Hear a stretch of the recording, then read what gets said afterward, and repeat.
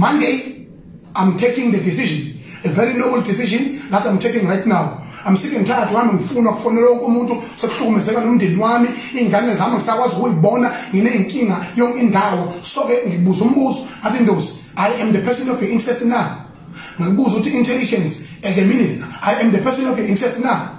So therefore, so that we cannot be discouraged in our peaceful protest that we want Zuma free.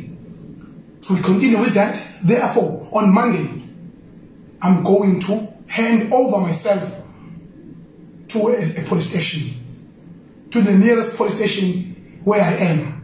I'm going to hand over myself and ask the police commissioner of KwaZulu-Natal that ngabe kuyiqiniso ukuthi niyangifuna, so that bezongitshela ukuthi bangifunelani. Nabami ngizobe ngihamba nabameli bami nensizwa zakithi ingane zakwethu ingane zakwethu. Ngiyabonga ama-Afrika amahle, ngithi nibe nobusuku obuhle, ngiyanithanda ama-Afrika, ngithi amandla, the struggle must continue. We want our economy back and we want ubaba Zuma free. Thank you.